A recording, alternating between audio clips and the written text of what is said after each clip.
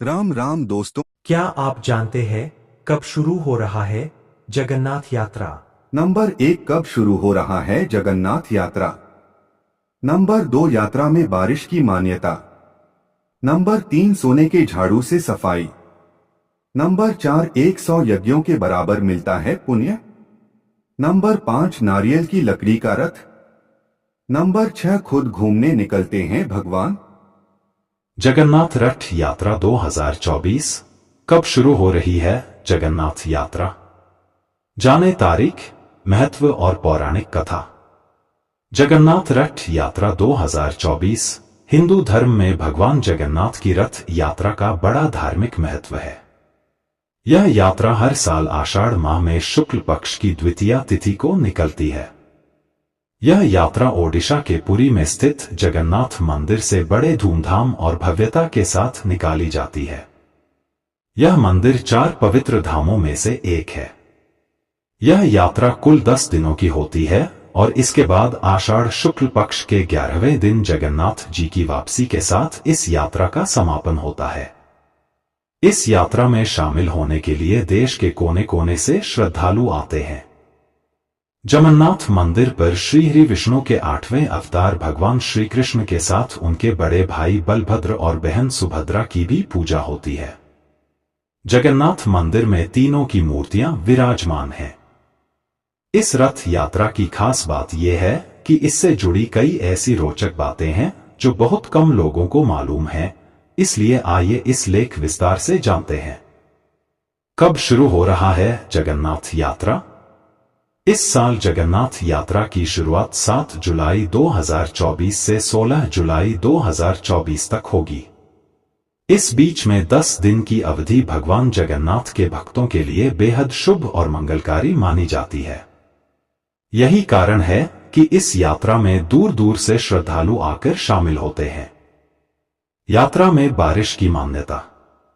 जगन्नाथ जी की यात्रा का ये उत्सव आषाढ़ माह के शुक्ल पक्ष के दूसरे दिन शुरू होता है। मान्यताओं के अनुसार भगवान जगन्नाथ जी की रथ यात्रा के दिन बारिश जरूर होती है।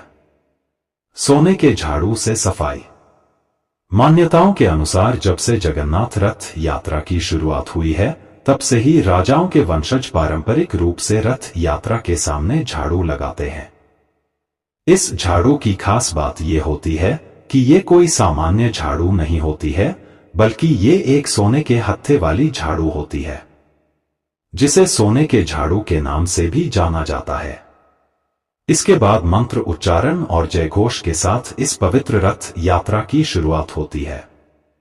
माना जाता है कि इस नियम का पालन करने से भक्तों के जीवन में सुख, समृद्धि, वैभव, ज्ञान और मोक्ष की प्राप्ति होती है। 100 यज्ञों के बराबर मिलता है पुण्य।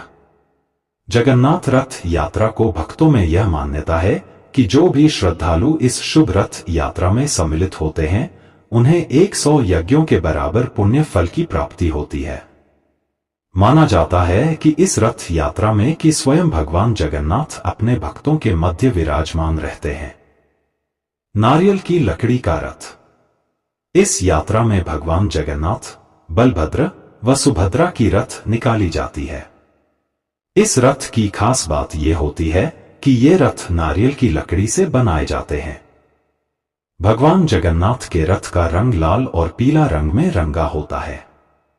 इसके अलावा यह रथ बाकी रथों की तुलना में आकार में बड़ा होता है। इस यात्रा में भगवान जगन्नाथ का रथ सबसे आगे होता है, उसके पीछे बलभद्र और सुभद्रा का रथ होता है। खुद घूमने निकलते हैं भगवान। देश ही नहीं बल्कि दुनिया भर में यह इकलौता एक ऐसा त्योहार है जहां भगवान खुद घूमने निकल जाते हैं, जिनकी रथ यात्रा में भारी संख्या में लोग शामिल होते हैं। मान्यता है कि भगवान जगन्नाथ गर्भगृह से निकलकर अपनी प्रजा का हाल जानने निकलते हैं।